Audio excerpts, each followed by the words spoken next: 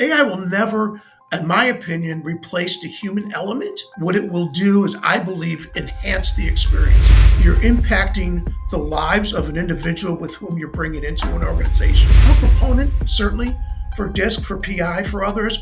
But as I say, we need to be cautious in how we use it. But what do you use in terms of measuring productivity and success for your teams? I'll call them hard analysis and soft analysis. One of the big mistakes we can make is we talk about career development during a performance review, and then we wait 12 months to talk about it again. Studies on this as well that, employee referral programs do a number of great things for a company. One of which is if an employee is referring someone to come work here, they're probably an engaged employee. Be passionate about what we do. It's important. Welcome to the 80/20 Recruit podcast, the show that's all about mastering remote talent acquisition and retention. Whether you're hiring your first remote worker or scaling your team, we've got you covered. I'm Frank, your host. Let's get started. So Robert, let's go and hop right into it, and I want to really get to know you and your professional experience a lot. So tell me about your company, the whole business, and your role in the talent acquisition process. Sure. First of all, thanks for having me, Francisco. Really glad to be here. TWG is a fully integrated real estate development company founded in 2007 here in Indianapolis, Indiana. And essentially, we specialize in commercial market rate, affordable senior housing developments across the country. And we're 23 states at this point. We're a company that basically develops, builds, and manages multifamily properties across the country. Bulk of our properties are in that affordable and senior space where there's a great need across the country. We've experienced some tremendous growth in the last couple of years. I don't anticipate that stopping anytime soon. My role here as a senior talent acquisition partner is really all things talent acquisition related.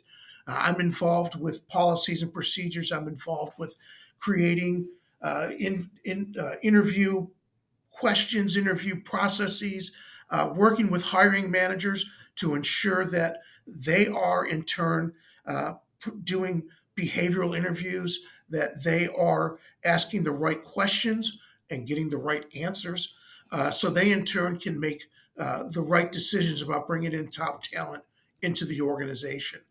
We also utilize predictive index as one of our hiring tools to take it a step further with that behavioral piece in that light.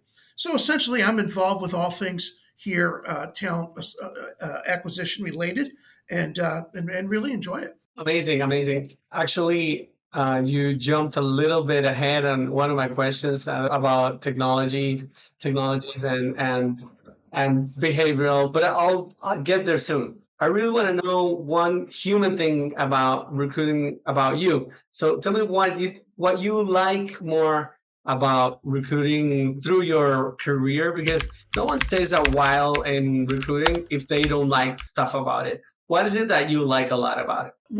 It's not even like, it's love. It really is. I have been in talent acquisition leadership for about 26 years. And what I love about it is you're really creating win-win situations. You're impacting the lives of an individual with whom you're bringing into an organization. You're impacting their family, their community, interacting with your organization, impacting them, and bringing these two together in a match that is, as I said, helping that individual, their family, their community, helping the organization to attain its goals. And so, again, really a win-win situation. I felt that way since the minute I walked in the door in talent acquisition all those years ago. And that resonates with me today.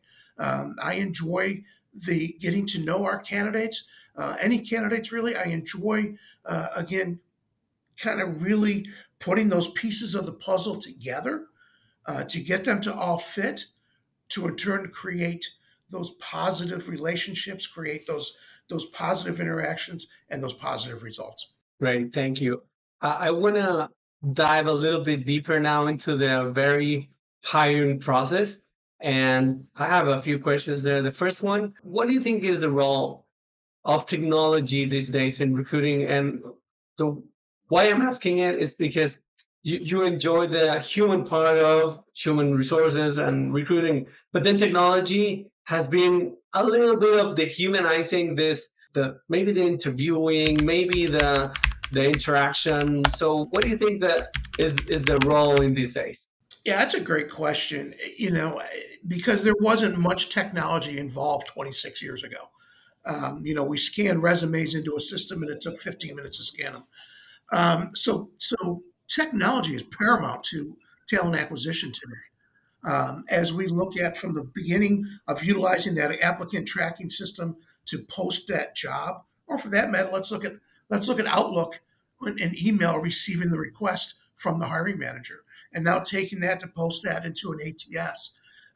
That then is blasting that out to various partnerships, whether it's Indeed, ZipRecruiter. Um, we don't rely just on what I like to call post and pray. So now you have the database background, right? LinkedIn Recruiter, the resume database for Indeed, and what have you. And going now and actually locating and finding those candidates and not waiting for them.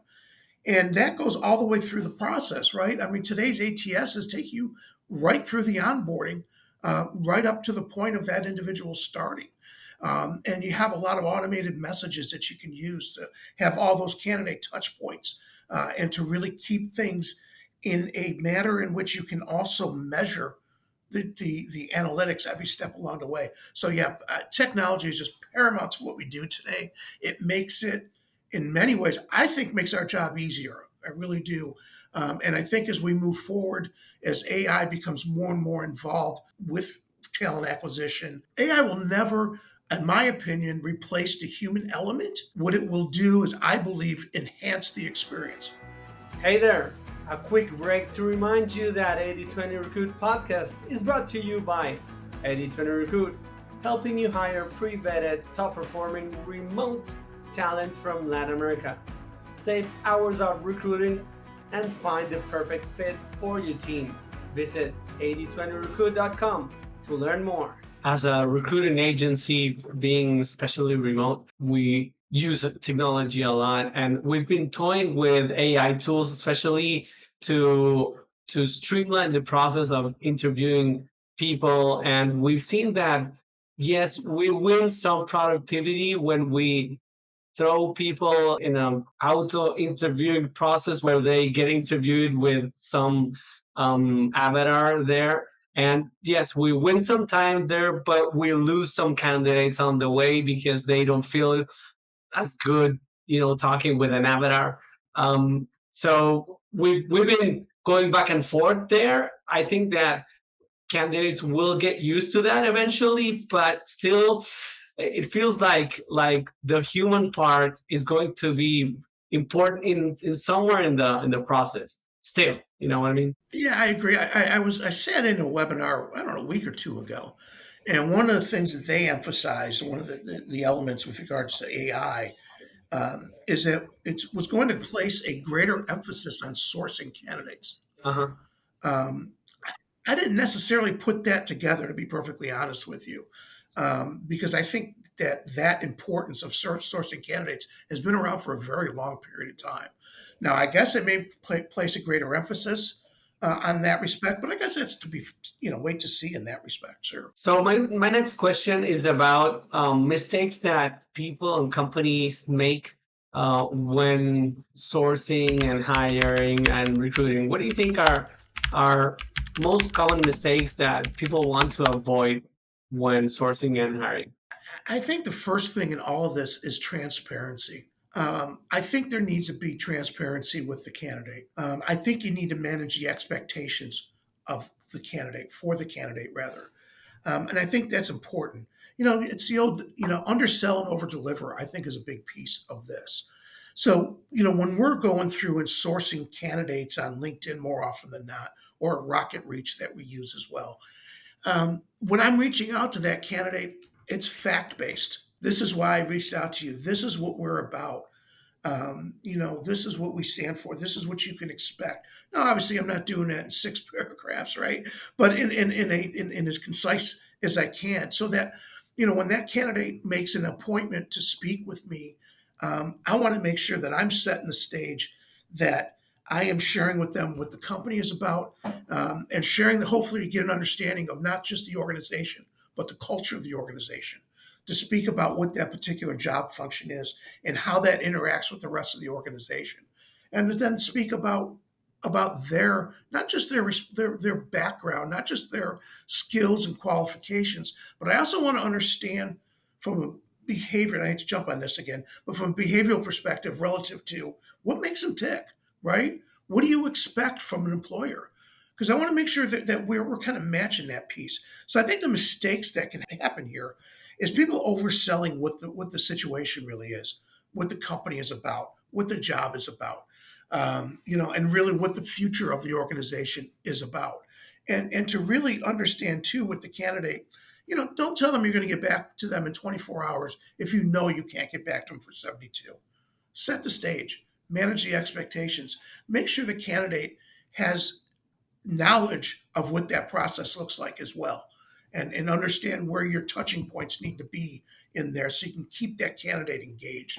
And I think people that when we don't do that, boy, I think we're asking for trouble relative to being able to then, source the right candidate and of course hire the right candidate. Yeah, hiring is like a two-side market when you're selling, right? You're selling a candidate to a company and a company to a candidate. So yeah. I'm gonna jump into the next one that you pre-jumped before.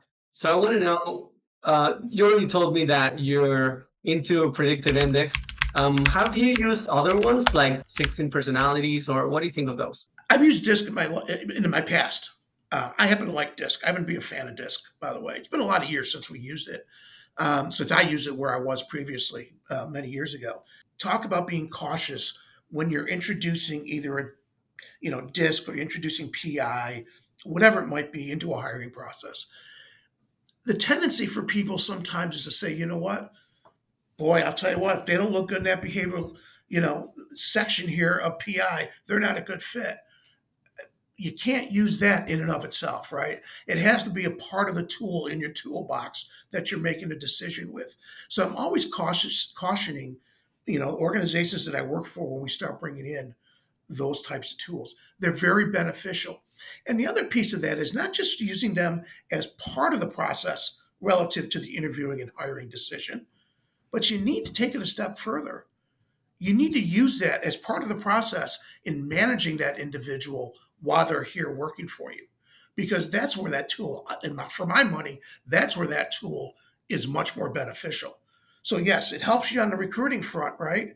But it also helps you on the retention piece because you'll know how to engage properly with that particular employee and know how to manage them appropriately, know how to communicate with them appropriately. And so it's the whole ball of wax, if you will, that I think is where the value gets added in through there. So I'm a proponent, certainly, for DISC, for PI, for others. But as I say, we need to be cautious in how we use it. What's your PI, by the way? Have you done it to yourself? Of course. I'm sorry, mine? No, I can't remember it. Yes. Oh man, I'm sorry, Francisco. I honestly don't remember.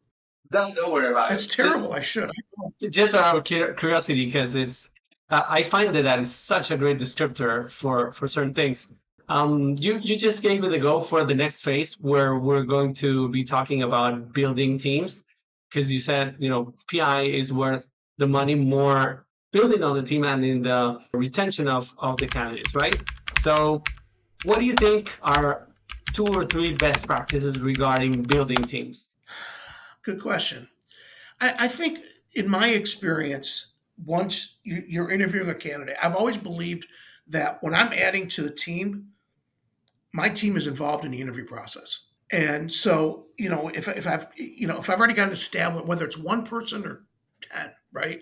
So if I'm building a team, I've got one person in place today, and I'm adding people, and my next, person, I go through the phone interview with them, or Teams interview, whatever that may look like. I bring them in person. I'll sit down and chat with them for a little bit, but I want to make sure that employee or that recruiter, in this case that I have, sits down with this individual as well, because they're going to work together. And I want to make sure there's as much cohesion as possible in this respect. And I want them to be part of the process as well, to understand, from a candidate perspective, to understand the true environment that they're walking into, and then the current recruiter to understand how important they are to our team, to us, because I value their opinion.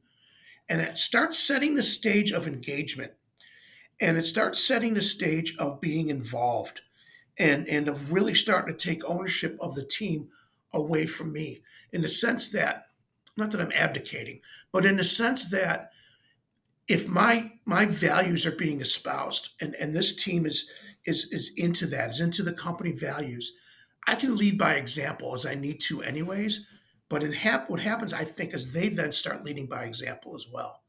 And so, I've built some teams that I just am so proud of, that just, you know, really fed off one another. Because that's the other piece. I want to hear their, their opinions.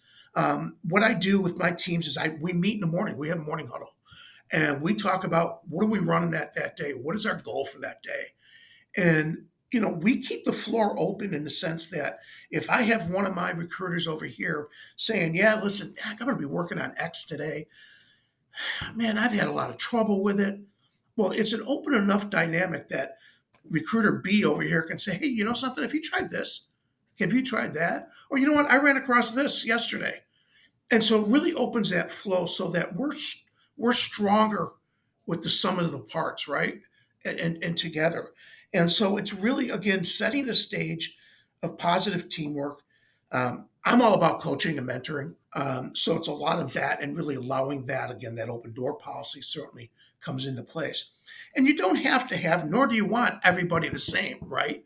You want different spokes of the wheel to have different experiences, so we can all come together and share it. And you've got to have an environment then that allows them, or encourages them, better yet, to speak their mind and to share it. And I'm proud of the teams that I've built over the years. And I, pretty much to a person, we're still, in contact all these years later in some cases. So I think that's important. Let's take a quick pause to share something special. Listeners of the 80/20 Recruit podcast get an exclusive 10% discount on their first hire with 80/20 Recruit. Head to 8020recruit.com and mention the podcast to claim your discount. Don't miss out. So, Bob, about the morning huddle that you mentioned, do you do that in person, or do you do it remote? It depends. I do have remote. I've had remote recruiters in the past, so we'd bring them into that as well. A number of years ago, I had remote recruiters in California, so that was a little tougher to do, to have them come in at 6 o'clock in the morning. So we kind of adjusted that a little bit, but typically it's in person, except for anybody who's in a remote role. Okay, great. I was asking that because not only we're a remote team, but one of my past experience before I was leading 80/20 Recruit at this recruiting agency, I led a team of salespeople. So I've led a few teams. In one experience about 3 years ago, I had to introduce, it was like an invention. We introduced, are you familiar with agile methodologies like Scrum? I'm guessing you are, because of the morning huddle. So we started introducing Scrum into a sales team, which is it's something that is not normally done. And it worked like magic. After that, I fell in love with agile methodologies. Especially, I'm a fan of morning or daily huddles, 10 to 20 minutes, stand-up meetings, remote in our case. But it's totally invaluable, because it gives us the look into the humanity of our teammates. So regarding building teams, the daily was something that really changed the way I see team building practices. So yeah, love that. So hopping into the next question, I want to ask you, how do you measure the success of teams? And on my end, so I told you that Scrum was a great tool to use. Maybe you can't use it for everything, but what do you use in terms of measuring productivity and success for your teams? I'll call them hard analysis and soft analysis. Hard analysis I would define as what we typically would in talent acquisition. What's your rec load look like? What's our time to fill? What's our percent to fill? What's our, interview to hire? You know, just all of those typical metrics, right? Certainly, I want to look at that because I want to understand where we're doing well, where we're not, because each set of metric tells a story. So if I'm phone screening 12 people to get 3 interviews, what am I not doing with those other 9? Should I have been talking to them to begin with? That I set up an interview, that a phone interview that I shouldn't have, and to really understand that. So part of what I do is to ensure that that's communicated and that's worked out. What's the soft part? The soft part is kind of seeing in these morning huddles and then weekly meetings. Is there participation? Right? Is this person just sitting there and just kind of blinders on, focus on only what they have in front of them? Or are they contributing to the solution of the overall team and organization? And I'll look at that and understand, where are we here? Do we need is this a coachable moment, right? Is there something that I need to do to help engage this individual or help them become engaged and understand that? It's not always roses, as we know, right? Stuff happens. We're competitive as recruiters. There's no two ways about it. Even if we're not necessarily, competitive with one another, we still want to do our best. We still want to outperform. But we cannot do that at the behest of the team, of the organization, to understand that the rec doesn't belong to Jim Smith over here. First of all, it belongs to the company overall, right? We're representing the company, and everything's got to understand that that's where we're running towards, is to ensure that we're successful at the end of the day for our organization and our candidates. So that's kind of the soft part. So again, not as hard and fast as it relates to, specific analytics in through there, but it ends up becoming more of an observation more than anything else, really. One sub question here. What in the weeklies, for example, how do you ensure the participation of the team? But you can go like one by one, saying you did it, you don't did it, you did it, you don't did it, and then how much non-work questions or interactions do you throw in the weekly meeting so that they feel the human part of the meeting without leaving the work part of the meeting, which has to be done, right? We're social by nature, right? As recruiters, we like to talk, so that part's been easy to lay that foundation. I'll add though too, from a one-on-one perspective, on a weekly one-on-one, not only am I though looking at what we talked about, the metrics and all this other stuff, but I'm also looking at development, right? Because one of the big mistakes we can make is we talk about career development during a performance review, and then we wait 12 months to talk about it again. I try to make that a part of each and every conversation every week so that we're doing something to move the needle. Now, sometimes that needle is moved this much, right? But the main thing is we're making progress. And I always say that to them, and I really use the analogy of a racetrack and saying, you know what, we're starting here, right? Everybody's at the starting line. It may take us 5 months to get down the first straightaway, but then we'll figure it out. It'll take less time to go around that first turn, and so on and so on. And for them to understand that it's ongoing, even so. So even though we have these career development goals, there's objectives, as we know, that have to be met before we attain our goal. So I always want to make sure that's part of the conversation as well, because I think that helps to keep somebody engaged and kind of look towards the future. Okay, so I want to hop into the last part of this interview, which is the retaining talent part of the interview. Top strategies can you tell me for retaining employees? I think it starts at the beginning, right? It kind of goes back to even what, we're talking about, setting expectations when we first meet a candidate or first reach out to a candidate, right? And being consistent through that. I want a candidate to know that when a recruiter's coming to work with my team, it doesn't have to be my team, just retaining talent, period. I want them to know every step along the way that we're excited about them. So we get through the process, right? We interview, hiring manager interviews, makes a hiring decision. We reach out to the candidate, make the offer, they accept. We go through the background, all this other, the onboarding stuff continues. There's an email that I sent out at about a week out before start, and it'll focus on the mission statements of the company. And you're part of this. I want them to know that they're part of something bigger, right? And then this following week, the Friday before they start, is more towards Mhm. core values. This is what you're a part of as well from here, starting from there. And I like to think that that helps begin engaging people as even before they walk through the door. Now, when they come through the door, you better have a good training plan in place, right? I think one of the worst things that could happen is you don't, and then the second thing that could happen is they show up and they're like, "Where's my laptop?" So we want to make sure that as we were going through that onboarding, we're engaged with IT, we're engaged every step along the way. So when they come in day one, they're welcomed. They know we were expecting them. They know we were excited about them coming in, and they have everything they need right in front of them. And oh, by the way, here's your agenda, your itinerary for the week. I think that sets the stage. And then, though, that's only a part of it, right? So the rest of it is ensuring that as leaders, we are listening to our employees. We are listening to their ideas. We are understanding that we should not be moving forward with the approach of, "Hey, we've always done it that way." Right? That's a first mistake any company can do. So we want to make sure we're open-minded in that respect, and that we value the opinions of our employees, and that feeds into that. And I think that starts to also engage employees and become them engaged.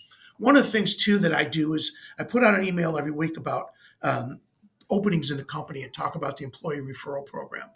I've often theorized, and actually I shouldn't say that. I've seen studies on this as well, that employee referral programs do a number of great things for a company. One of which is, if an employee is referring someone to come work here, they're probably an engaged employee. And the person that's coming to work here is probably going to become engaged pretty quickly, because they're going to feel like they're, you know, psychological reciprocity, that they owe that person for coming in. So I try to put that piece in there as well. When I try to, I do. And then it goes back to, I said this a moment ago, how with my team personally, it's then also when it comes to that performance review time, to know and understand that it's not a monologue, it's a dialogue. And leaders have to understand that. It's not just, "Hey, Francisco, I need you to do A, B, C, and D over the next 6 months, and then, E, F, and G, the back end of the 6 months."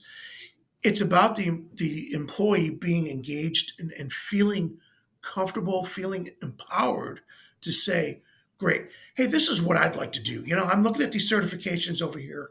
What do you think I need to do to get there? How can you help me to get there?" And so it's that type of piece. And I think when you have that happen, and when you have that employee engaged, you stand a better chance of hanging on to that person, even when you have the ebb and flows that we have in our economy, that we have in our various companies. That person's going to be a true hero, a true fan of the organization, and truly engaged. And I think that's really a huge part in retaining Hey, talent. Bob, and I want to ask you one thing related to that. Small question before the big question. Do you hire remote? Because you told me you did have some remote people, but do you hire remote overall as a company?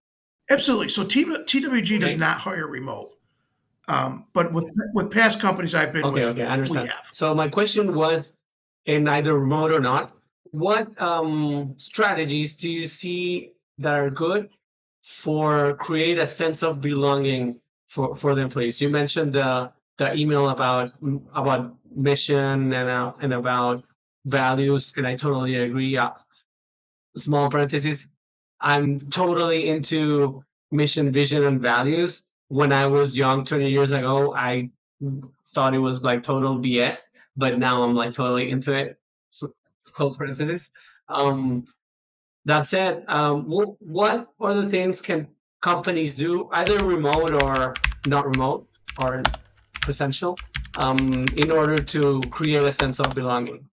I think community or company events are huge. I think we do a good job of this here. We probably, our work environment is really cool in this office. And okay, so we do a St. Patty's Day party every year, right here on site. We stop working at 11:30. Food is brought in.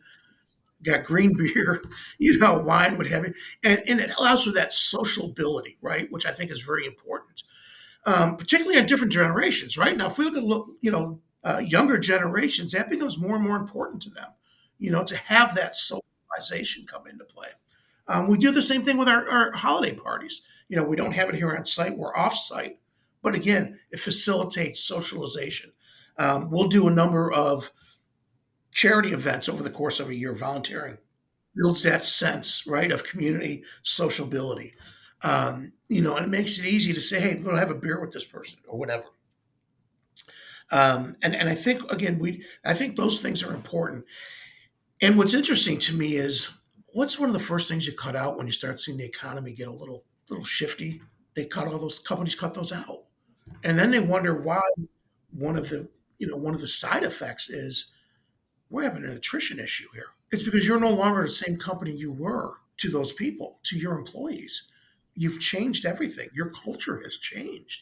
So it's a fine line, right? But those things, when you add all that together, to me, that again helps retaining that talent, gets them engaged, and they start caring about one another, regardless of the department that they're in, because they've got to work together. There's usually got to be collaboration in a workplace, anyways. So you don't have to spend $1 million in events. Maybe you just have to get creative and do some, I don't know, do some games, even online or offline. Just build some social interactions in. Yeah, we do a cornhole. We do a cornhole tournament in July every year. Now we have an outdoor lounge on our rooftop lounge. So it's up there. We do a cornhole tournament. That doesn't cost anything. So the winner, I was my partner and I won last year. We got cornhole boards and bags, and we had lunch in there, and it didn't cost a fortune, but everybody had a good time. You can argue it cost because we didn't work for a few hours, right? You can argue that point, but if you get to the miserly piece like that, then you're kind of missing the whole point anyways, I think. Yeah, I totally understand. Hey, Bob, we're at the end of this interview. I don't want to be abusive of your time. It's been amazing. I learned a lot. I hope we keep in touch. But tell me, how can we get to know more about you, about your work, and how can people get in touch with you? Yeah, so of course on LinkedIn, my email is bcapo, so it's B as in Bob, Capo, CAPO at TWG Dev.com. Certainly open to that, open to connecting, open network. And yeah, I look forward to connecting with everyone.